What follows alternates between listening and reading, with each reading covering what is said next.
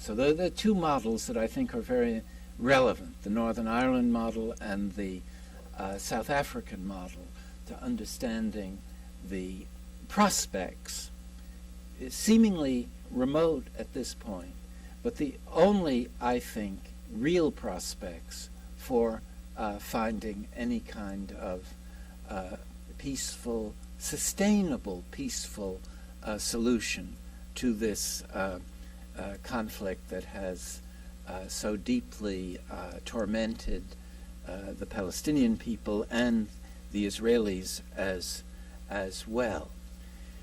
There is a further element that complicates what I've been trying to express, and that is that those that run the governments of the world and shape public opinion in most societies remain addicted to hard power.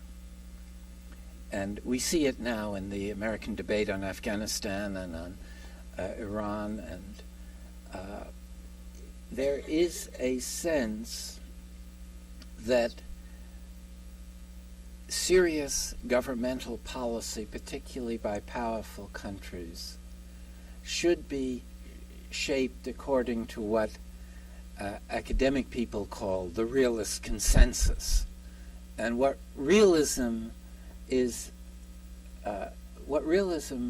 claims is that history is shaped by hard power, that the challenge for security for important countries is to manage military force effectively. And this addiction to hard power is reinforced by what Eisenhower long ago called the military-industrial complex. In other words, it's not only that this is a political consciousness that's deeply embedded in our way of thinking, it's also a socioeconomic structure that has deep roots in the society and is extremely hard to challenge. And the gatekeepers of power will not allow entry of those that are not subscribers to this realist consensus.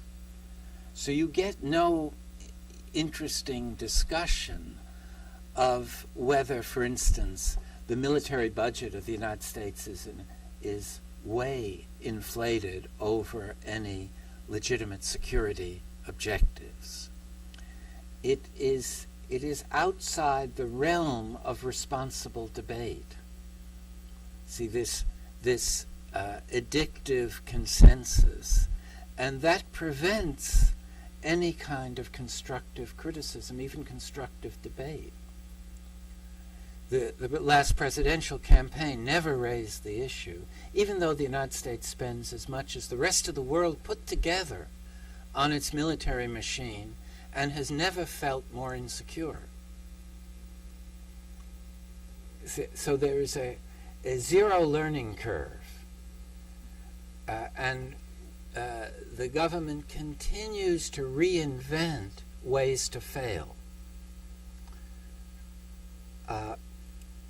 And each new kind of political cycle comes with a new counterinsurgency doctrine that is more humane, more people-oriented, but still rests on the core fallacy that foreign military intervention can achieve successful political outcomes. See, in Afghanistan is the example of the moment that illustrates this general conclusion.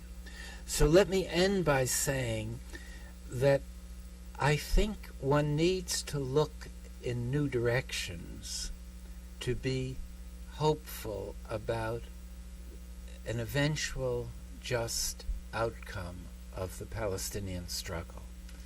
And that new direction depends on the mobilization of global civil society around this struggle as the symbolic struggle of our present period, and one that does rest on the premises of what I've been calling a legitimacy war.